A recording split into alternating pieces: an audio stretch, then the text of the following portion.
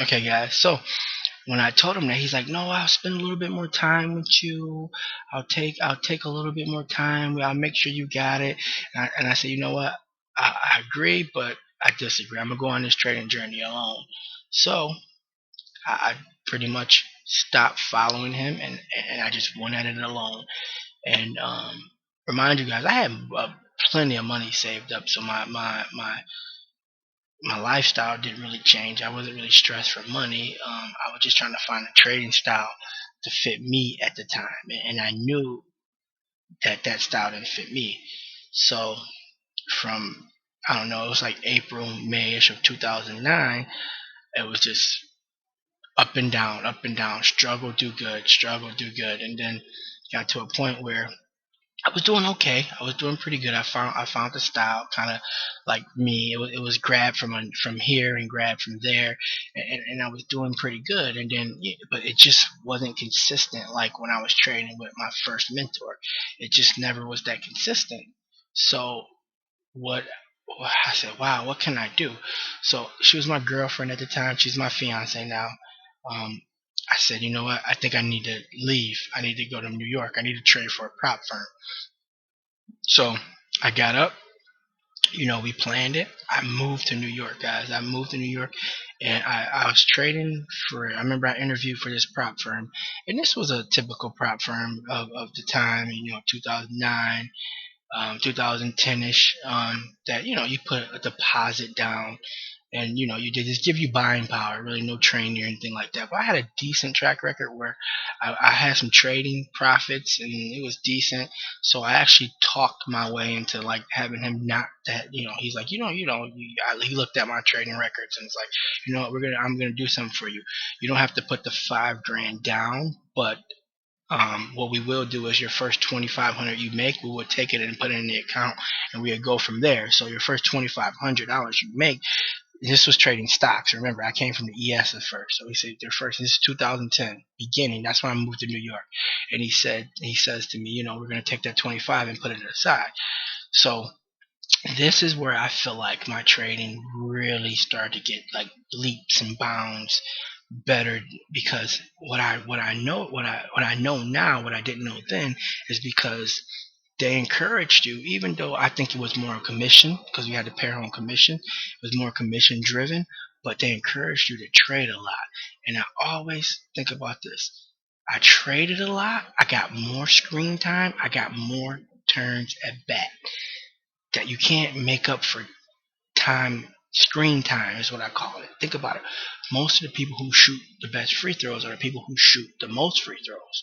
It gives you time to tweak it. So during that during that 2000, and it was 2010, from beginning of 2010, guys, to the like July of 2010, I was at this prop firm, and I mean, it was hundreds and hundreds of trades a day. It was hundreds of thousands, sometimes a million shares a day. I really honed my trading skills. And when I first got there, he really didn't like, you know, just say here goes a hundred, $200,000 account. Have at it. He pretty much put his reins up, because they're pretty much backing me at this point. So he says to me, you have to start off with 100 share lots, which when I look back at it, that's the best thing, because I had to learn how to manage my risk. He didn't know I could manage my risk. He saw my trading records, but he didn't know I knew how to manage risk. He said, but it goes fairly fast. So within days, I was up to 300 shares. But within like 2 weeks, I showed him I can manage risk. And then I was up to 500,000, whatever I want shares. So, but that was the time I look back on it, 2010, beginning to July, when I moved to New York and started working for a prop firm. That was the time when my trading took off, because I had so many chances at bat. I had so many opportunities to trade. It was, I can look back on that too, and I even negotiated at the time where, because I did still trade futures, that I could still trade my own personal futures account as well. And then he was first saying, "Oh, no, no, no, no, no, just trade the." He's like, "Just trade the spy, the spy." I was like, "No, it's different." He's like, "Okay." As long as you do a certain amount of shares a day, I can care less. So I would have four computer screens, and I would have my ES on this side, and I would have my stocks I'm looking at on this side. So I got to trade both, which was great because I kept my because I was more familiar with the ES and how it moves, and just how it is. So then 2000, it was like July 2011. She was my girlfriend at the time, but she's my fiance now. She was gonna move out here with me. Everything's going pretty good in trading. I'm loving. I'm living in New York. Everything's going good. My size is getting bigger. And then her mother got cancer. So when that happened, that was like devastating. So I had to move back to where I'm from, and because I had to support her, and I had to support her mom. I was close to her mother. It wasn't like it wasn't like the type of relation where her mother hated me and I didn't like her. No, I was close to her mom. I did stuff with her mom without my fiance around. So when that happened, I moved back, and when I look back on it, I was trying to trade at the time because the company they let me, they knew what was going on. They let me trade remote. It just never was the same, and my mind wasn't there. I can look back and say I shouldn't have really been trading at that time, like at all. But you live and you learn, and it was just I can remember it was just terrible time going through it. So my trading suffered a lot because you have doctor appointments. If you got any, I'm sure some of you know about going through cancer, their struggles. You have doctor's appointments and support the person needs. You have doctor's appointments. You have this. You have that. So it was like I was away from my computer. I wasn't in front of trading. It was a lot of stuff going on at the time. So savings started dwindling. Everything started dwindling. It really wasn't working. And then it was probably like 2011ish, beginning 2011, and my girl, when she's my fiance now, she comes, she says to me, your trading is really not going the way you thought. I know my mom's got cancer, that probably can affect it, but what's your plans? Like any woman would.